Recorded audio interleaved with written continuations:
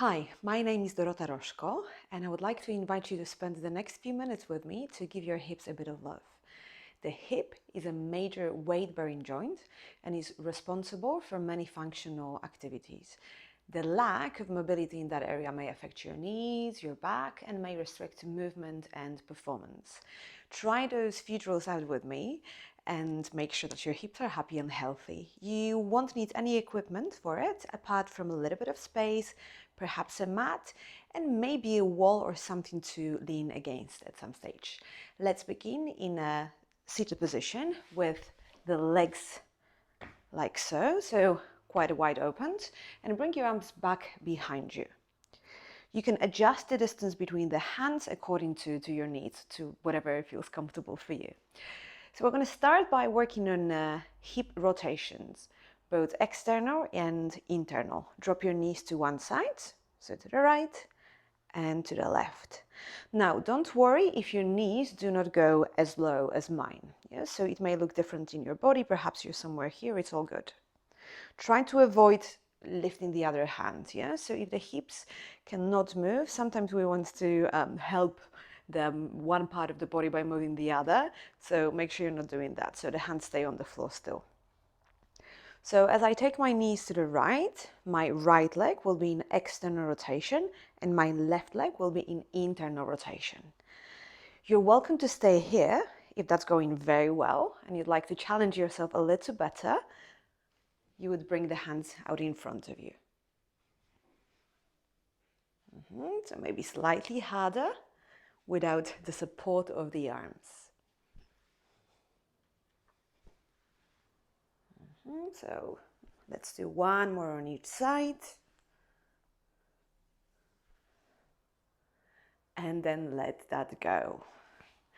Now the next one will take care of our hip flexion. So the hip flexion is a movement which brings, for instance, your knee towards the chest. So we're going to do a few of those.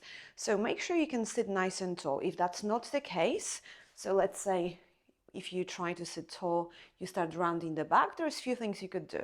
You could sit on top of a block, or you could use the wall.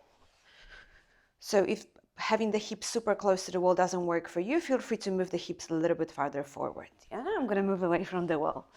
So sitting nice and tall with the hands to the side, draw the belly in, start by bringing one knee to the chest, and then let that go. And then the other, let that go. I'm going to go this way so you can see what's going on. Knee to the chest, and let go. Knee to the chest, and let go. We're going to try something different. Now still keeping the back nice and tall. We're going to lift the leg and lower. So what may happen? Right? So we're trying to keep the upper body nice and still. And again, in your body, the movement may be very, very, very tiny and it's still good. And again, reminder, you're very welcome to do it against the wall as well. Let's try one more on each side. Very nice.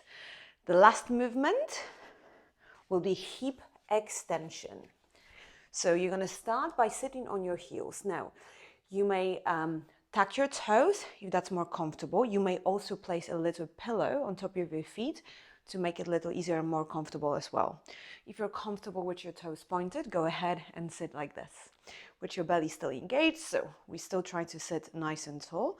We're going to squeeze our glutes, push the hips forward, and then sit down. Squeeze the glutes, push the hips forward, and sit down. Keep going. So then the idea will be to push the hips forward on top of your knees, or maybe even farther forward, but without dumping the lower back. Yeah, so that's not what we want. So the abs stay nice and tight and engaged.